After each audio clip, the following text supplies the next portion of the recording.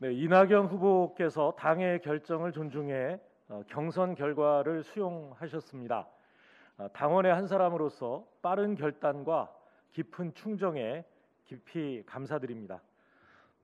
당원 국민의 바람과 기대를 저버리지 않으신 이낙연다운 모습이었습니다. 깊은 번민 속에 고뇌하셨을 텐데 모든 걸 뒤로 한 채 오직 당과 문재인 정부의 성공을 향한 일념으로 결단해 주신 걸로 압니다. 말씀하신 것처럼 대선 승리에 책임을 다해 주신다면 분명 큰 힘이 될 것입니다. 오늘부터 우리 모두는 제4기 민주정부 창출을 위한 깐부입니다. 깐부끼리는 네 거 내 거 없고 네 편 내 편도 없습니다. 우리만이 있을 뿐입니다. 어제 당 상임고문님들과의 상견례에서도 민주당의 승리, 민주개혁 진영의 승리, 4기 민주정부 창출을 결의했습니다. 당이 선대위 체제로 전환을 준비하는 동안 원내도 이재명 후보의 본선 경쟁력 강화와 지지율 극대화를 위해 입법 환경 조성에 나서겠습니다. 당과 후보, 국회의원 모두가 혼연일체가 돼서 국민의 뜻을 섬기며 민주당의 승리를 위해 전력을 다해 뛰겠습니다.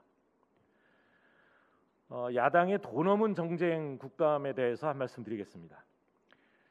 대선병에 걸리면 약도 없다고 하는데 지금 국민의힘이 딱 그렇습니다. 일하는 국회의 핵심인 국감은 팽개치고 대선에 대한 병적인 집착과 돈 없는 정쟁만 일삼고 있습니다. 중증 대선병에 걸린 것입니다. 이 중증 대선병의 증상이 세 가지 있습니다. 첫 번째는 건망증입니다. 자신들이 무엇을 해야 하는지 잊어버렸습니다. 민생 국감 하겠다고 국민 앞에 약속한 사실조차 까맣게 잊은 것 같습니다. 공당이라는 사실도 잊은 것은 아닌지 의문입니다. 둘째 증세는 무기력증입니다. 일을 하려 들지 않습니다. 지금까지 아무 일도 안 했는데 앞으로 지금 더 적극적으로 아무 일도 안 하겠다고 큰 소리치고 있습니다. 야당의 침대 정치를 바라보는 국민은 정말 피곤할 뿐입니다. 민생도 고단해져만 갑니다. 세 번째 증상은 폭력성입니다. 국감 첫날부터 피켓팅 시위로 조직적 국감 방해에 나서더니 급기야 어제는 성남 또 경기도를 찾아가 윽박 지르고 있지도 않은 자료를 내놓으라고 겁박까지 했다는 겁니다. 참 심각합니다. 정기국회 정상 운영과 민생 국감을 위해 야당의 생떼를 인내해오고 있습니다만 더 이상 인내를 해야 될지 걱정입니다. 최대한 야당 입장을 경청하겠으나 국회의 책무를 다하기 위해서 노력하겠다는 말씀드립니다. 이재명 후보 또한 경기도지사로서 책임을 다하겠다는 입장을 밝혔습니다. 성남시는 어제 기준 167건의 자료를 제출했고 나머지 자료도 준비 중이라고 합니다. 국가 위임 사무도 아닌 자치 사무 자료를 다짜고짜 찾아가서 내놓으라는 야당의 국감 갑질, 밑도 끝도 없이 증인 채택을 요구하는가 하면 상습적인 국감장 무단 이탈, 또 적반하장식의 고소고발, 이번 국감을 끝으로 이런 모습은 더 이상 없어져야 할 것입니다. 야당도 대선병이 더 악화되지 않도록 정신 차리고 일하는 국회, 민생을 위한 국정감사 장에 서둘러 복귀할 것을 촉구합니다. 국감 너머에 할 일이 산적해 있습니다. 어제 정부는 일상회복지원위원회 첫 회의를 열고 이 대책을 논의했습니다. 당도 코로나 일상회복 TF 3차 회의를 열었습니다. 한국식 위드 코로나가 본격적인 시험대에 오른 것입니다. 1차 백신 접종자 수가 4천만 명을 넘어서고 완전 접종률도 60%를 넘었습니다. 국민의 표정 속에서 발걸음 속에서 일상 회복에 대한 기대감과 자신감이 조금씩 살아나고 있는 느낌입니다. 방역도 민생도 경제도 심리입니다. 이 같은 민심의 흐름을 놓치지 않도록 국민은 일상회복 지원에 더욱 속도를 내야 하겠습니다.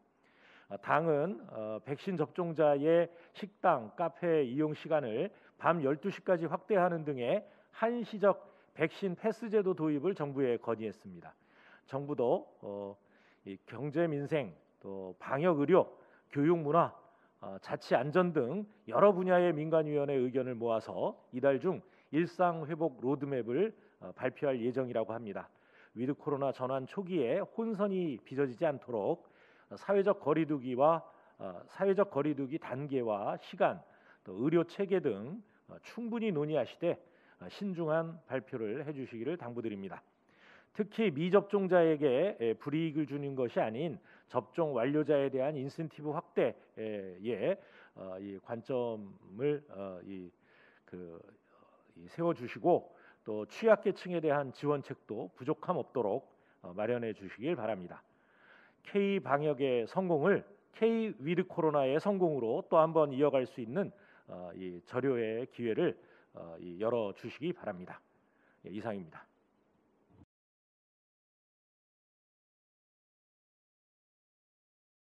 네, 이번 국정감사는 코로나 위기 속 위드 코로나라는 새로운 여정을 목전에 둔 상황에서 치러지고 있습니다. 이 엄중한 시기에 정쟁 국감이 아닌 민생을 위한 정책 국감을 위해 함께 노력하자 여러 차례 말씀드렸습니다만 법사위, 행안위, 정무위, 국토위, 산자위 그리고 농해수위까지 어느 상임위 하나 대장동 정쟁으로 덮이지 않은 곳이 없습니다. 매우 유감스럽습니다. 사실상 대장동 비리 의혹의 처음과 끝이 국민의힘을 가리키고 있음에도 민생을 위한 국정감사는 내팽개치고 대장동 자료를 내놓으라며 경기도청을 방문한 국민의힘은 도대체 무슨 생각인지 묻지 않을 수 없습니다. 정녕 위드 코로나를 앞두고 쌓여있는 민생 현안이 보이지 않습니까? 아니면 민생 국감도 덮고 자신들의 비리 의혹도 덮기 위한 적반하장식 정치 술수입니까? 우리 당 이재명 대통령 후보께서는 당 지도부의 지사직 사퇴 권유에도 불구하고 지사직을 유지하며 국정감사에 성실히 임할 것을 천명한 것과는 너무나도 대조적입니다. 진정 국민께 짐이 아닌 힘이 되고 싶다면 국감장에서 성실히 임하는 모습을 보여주시길 다시 한번 간곡히 요청드립니다. 지난 6일 특성화고 3학년 학생이 현장 실습 중 사망하는 안타까운 사고가 발생했습니다. 생태 같은 17 소년의 죽음에 깊은 애도를 표합니다. 요트에 붙은 따개비 제거를 위해 잠수 작업을 하던 현장 실습생 홍군은 바다 위로 올라오지 못했습니다. 작업은 2인 1조의 원칙이 지켜지지 않은 채 이루어졌고 작업장에는 안전관리자도 없었습니다. 무엇보다 배움을 필요로 한 학생이 할 수 없는 작업이었습니다. 근로기준법 65조에 따르면 18세 미만자는 위험한 사업에 투입할 수 없다고 되어 있고 근로기준법 시행령 40조에는 잠수 작업을 고업 작업과 함께 금지 직종으로 명시하고 있습니다. 원칙과 규정이 지켜지지 않아 일어난 인재입니다. 현재 국정감사를 통해 다방면으로 사고 경위를 살피고 있습니다. 2017년에도 제주 특성화고 학생이 현장 실습 중 앞차키에 끼어 숨지는 사고 이후 현장 실습이 선도 기업으로 한정되는 등 규정이 강화되었으나 최근 규제가 완화되고 바로 사고로 이어진 것이 더욱더 안타깝습니다. 실습은 수업의 연장선상에 있습니다. 실습 현장은 학교와 마찬가지입니다. 가장 보호받아야 할 곳에서 보호받지 못한 이 상황은 매우 엄중합니다. 책임을 규명하고 억울함을 풀기 위해 최선을 다하겠습니다. 교육부와 전남교육청은 국감에서의 지적사항을 무겁게 생각하시고 현장에 대한 철저한 실사와 재반 방지를 위한 무한 책임을 주문합니다. 지난 5월 국내 굴지의 IT 기업인 네이버의 직원이 직장 내 괴롭힘으로 인해 극단적 선택을 한 사건이 있었습니다. 이후 7월 고용노동부의 특별관리감독과 네이버 노동조합의 자체 조사 등을 통해 사태의 정황이 구체적으로 알려졌습니다. 6일 환노위 국감장에서 출석한 한성숙 네이버 대표가 사과와 개선을 약속했습니다. 질의에 나선 우리 당 의원에 따르면 고용부의 설문조사 결과 응답자의 57%가 직장 내 괴롭힘 경험이 있다는 대답을 했다고 합니다. 하루 중 가장 긴 시간을 보내는 직장이 지옥인 사람들의 수가 이렇게 많다는 소로입니다. 말뿐인 개선으로 끝나서는 안 될 것입니다. 직장 내 괴롭힘 금지법은 지난 2019년 7월 법제화됐습니다. 민주당은 지난 3월 사용자가 조치 의무를 이행하지 않는 경우 과태료를 부과하고 가해자를 사용자 및 친족인 근로자로 확대하는 등 제재 규정을 신설한 바 있습니다. 근로감독관의 조사 및 감독 확대를 실시하도록 규정하여 현장에서의 집행력을 강화할 수 있는 방안도 마련하였습니다. 바로 오늘 14일부터 직장 내 괴롭힘 금지 제도의 실효성을 강화하기 위한 이 제재 규정이 시행되는 날입니다. 직장 내 괴롭힘은 특정 기업 또는 특정 업종의 문제만은 아닙니다. 이번 국감과 제재 규정 시행이 대한민국 기업의 조직 문화 전반을 쇄신하는 계기가 되기를 바랍니다. 민주당도 앞으로 남은 국정감사 기간에 제기된 문제들 하나하나 꼼꼼히 살펴 국민 여러분께 체감할 수 있는 수준의 제도 개선을 이루어 나가겠습니다. 이상입니다. 예, 윤석열 전 총장 시절에 대검에서 무슨 일이 있었는지 서서히 밝혀지고 있습니다. 검찰은 최근 보도에 따르면 윤 전 총장 장모 사건 대응 및 변호 문건 작성자를 특정해서 조사 중이라고 합니다. 핵심은 누구의 지시로 이러한 문건을 작성했느냐입니다. 윤 전 총장은 역시나 이번에도 보고받은 바가 없고 모르는 일이라고 합니다. 그러면 대검 수사정보정책관실 직원들이 시키지도 않았는데 알아서 상간의 장모 사건을 어떻게 대응하고 변호할지 애써서 문건을 만들었다는 얘기가 됩니다. 윤 전 총장님은 이게 상식적으로 납득이 되십니까? 공수처도 고발사주 사건을 수사 중입니다. 검찰밖에 알 수 없었던 정보들이 버젓이 고발장에 적혀 야당에 전달되었습니다. 국민의힘이 말로 덮어보려 해도 증거가 너무 많고 또 명백합니다.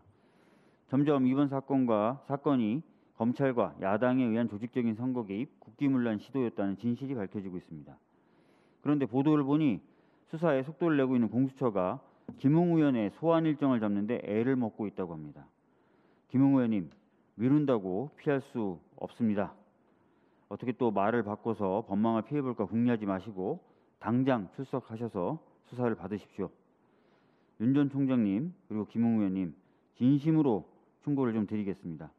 자신들의 친정이라 할 수 있는 검찰의 명예와 신뢰 회복을 위해서라도 똑바로 수사 받으십시오. 이상입니다. 검찰이 화천대유 대주주 김만배 씨 사전 구속영장을 청구하면서 화천대유 측이 곽상도 의원의 아들 곽 씨에게 퇴직금 명목으로 지급한 50억 원을 뇌물 공여액에 포함하였습니다. 이는 곽 씨에게 전달된 50억 원이 사실상 곽 의원에게 건네진 뇌물이라고 판단한 것으로 볼 수 있습니다. 곽 의원은 이에 대해 자신의 SNS에 전 직원에게 배분되는 성과급이 왜 뇌물로 둔갑되는지 모르겠다 이렇게 주장하고 있습니다.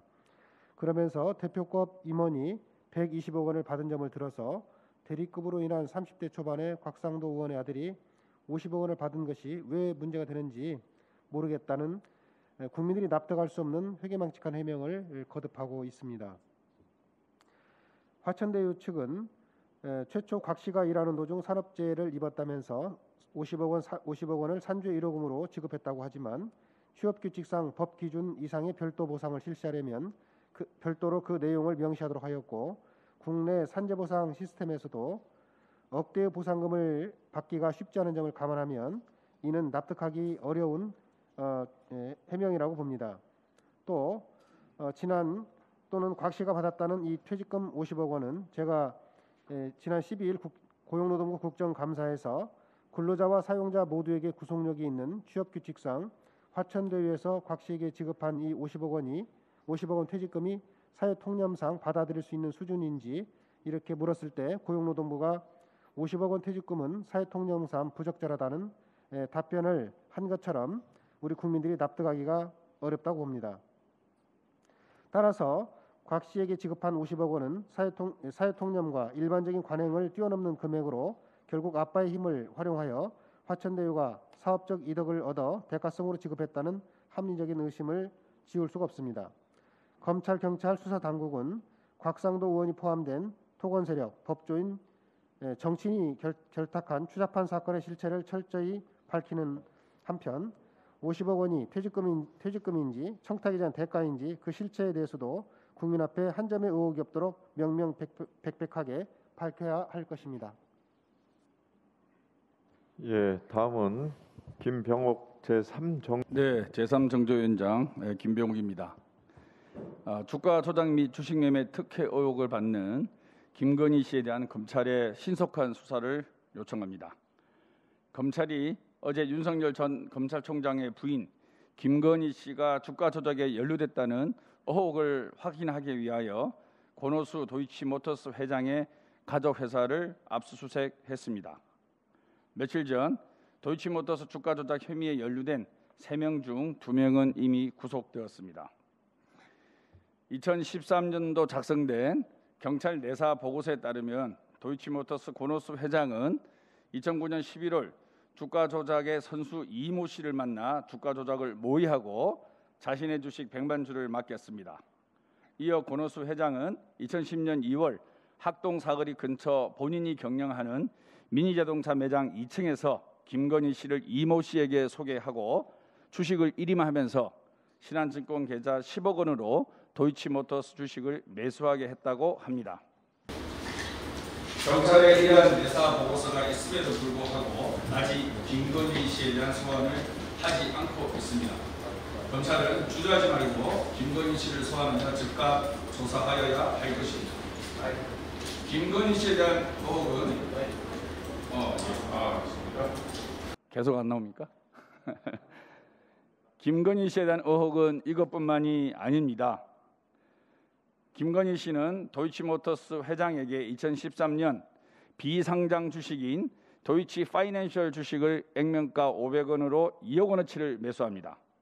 그리고 2015년 6월 도이치모터스는 도이치 파이낸셜 주식을 주당 1,500원에 200만 주를 구입합니다.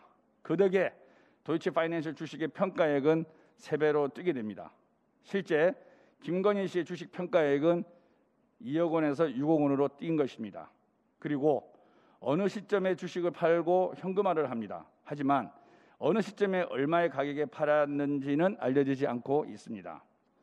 이에 대해 윤석열 전 검찰총장은 검찰총장 인사청문회장에서 아내인 김건희 씨가 주식을 처음 구매한 가격에 팔았고 시세 차익을 남기지 않았다는 취지로 답변했습니다.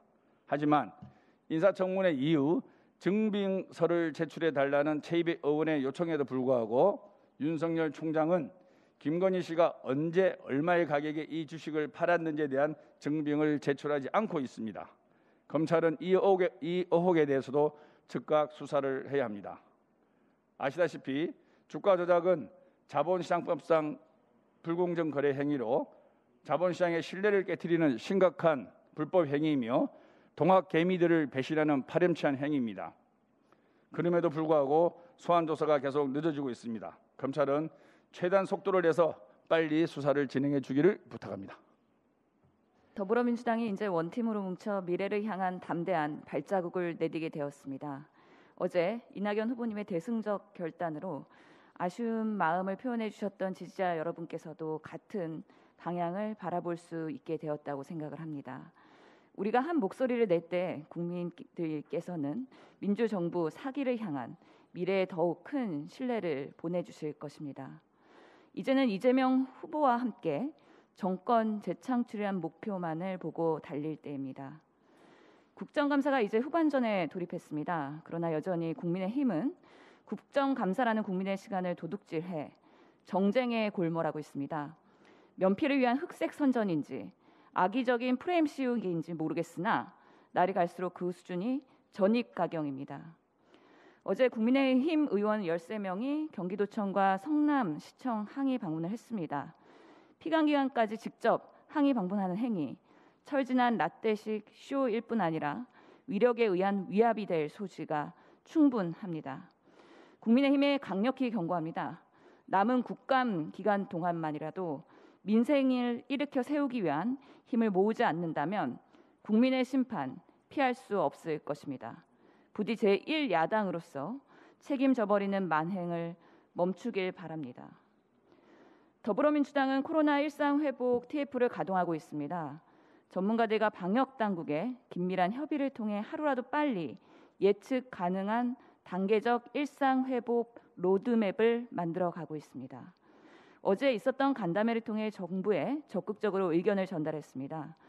먼저 정부는 2차까지 백신 접종을 완료하신 분들이 70%, 80% 그리고 85%에 도달할 때마다 거리 두기를 단계적으로 완화하는 방안을 검토하고 있습니다. 현재 벼랑 끝에 몰려있는 자영업자, 소상공인 여러분들의 상황을 고려해 더불어민주당은 백신 패스 도입을 정부에 적극적으로 건의했습니다. 정부는 인원 제한, 장소 제한을 완화하는 쪽으로 방향을 잡고 있습니다만 접종 완료자 중심으로 시간 제한까지 완화할 수 있도록 민주당은 노력 중입니다. 또한 마스크를 쓰고 활동 가능한 실내 그리고 실외 업종에 대한 적극적인 검토도 같이 해야 한다고 강력히 건의하였습니다. 반면에 대비해야 될 부분도 있습니다. 보건소 대응 인력의 경우 과중한 업무량과 장기간의 피로 누적으로 번아웃을 호소하고 있습니다. 코로나19 확산으로 인해 작년 보건소 공무원 470여 명이 사직을 했고 1,730명이 휴직을 신청했습니다. 보건소 인력의 추가 배치와 역학조사의 ICT 기술을 접목해서 동선 추적 앱을 활용하는 방안도 함께 검토 중입니다. 단계적 일상 회복의 전제인 백신 접종률을 더욱 끌어올리기 위해서 접종 후 이상 반응에 대해서도 심의 확대가 가능하도록 더불어민주당이 꼼꼼히 챙겨 나가도록 하겠습니다. 피해자 중심의 유연한 대응을 위해 최소한의 의학적 근거가 있다면 보상을 강화하는 방안으로의 노력도 같이 할 것입니다. 온 국민이 기다리고 있는 단계적 일상 회복, 가보지 않은 길임과 동시에 갈 수밖에 없는 길입니다. 더불어민주당이 민생을 살려야 한다는 사명감으로 철두철미하게 대응하겠습니다. 감사합니다. 기획재정부와 고용노동부가 올해 9월에 고용 동향에 대해서 발표한 바 있습니다. 이 분석에 따르면은 지난 9월 대한민국의 취업자 수는 2,768만 3천 명을 기록했습니다. 전년 동월 대비 67만 1,000명, 계절 조정 전월 대비 5만 5천 명이 증가한 수치입니다. 실업자 수는 75만 6천 명으로 전년 동월 대비 24만 4천 명이 감소했습니다. 주목해야 할 점은 고용시장의 뚜렷한 회복 흐름입니다. 전년 동월 대비 취업자 수는 6개월 연속 50만 명 이상 증가했습니다. 계절 조정 전월 대비 취업자 수도 8개월 연속 개선되어서 코로나19로 인한 고용 충격 발생 이전 고점인 지난 2020년 2월 대비 99.8%까지 회복했습니다. 분야별로는 민간 고용부문 일자리가 모두 증가했습니다. 전문 과학기술, 정보통신, 운수창고 등 비대면 디지털 전환 업종 고용은 31만 9천 명이 증가했습니다. 코로나19의 피해가 가장 컸던 숙박 음식에서 3만 9천 명, 또 교육업에서 9만 8천 명이 증가하는 등 대면 서비스 분야에서도 회복세가 나타났습니다. 공공서비스와 관련성이 높은 보건복지업 취업자도 28만 명이 증가하며 부족한 민간 일자리를 보완했습니다. 연령별로는 2개월 연속으로 전 연령대의 고용률이 증가하였습니다. 특히 청년층의 고용률이 전년 대비 3.2%포인트 증가했고 취업자도 21만 9천 명이 증가했습니다. 다만 자동차 생산 차질 등으로 인해서 제조업에서 감소세를 보이고 있고 도소매, 예술, 스포츠, 여가, 또 고용 있는 자영업자, 일용직 근로자 등은 여전히 어려움을 겪고 있는 것으로 나타났습니다. 더불어민주당과 정부는 금년 내 코로나 이전 고용 수준 회복을 목표로 노력하겠습니다. 경제와 고용, 민생이 모두 개선되는 완전한 경제 회복을 조속히 이룰 수 있도록 총력을 기울이겠습니다. 백신 접종 확대와 보조를 맞춰서 방역과 경제가 조화를 이루는 단계적 일상 회복으로 나아감으로써 고용 시장의 방역 불확실성을 완화하고 피해 업종, 자영업자 등의 어려움을 덜어드리기 위한 소상공인 희망 회복자금, 상생 소비지원금, 손실보상 등을 신속하게 집행하겠습니다. 고용 안전망 강화, 민간 일자리 유지 창출, 산업 고용 구조 개편 등에 대한 대응 노력도 지속 확대하겠습니다. 이상입니다.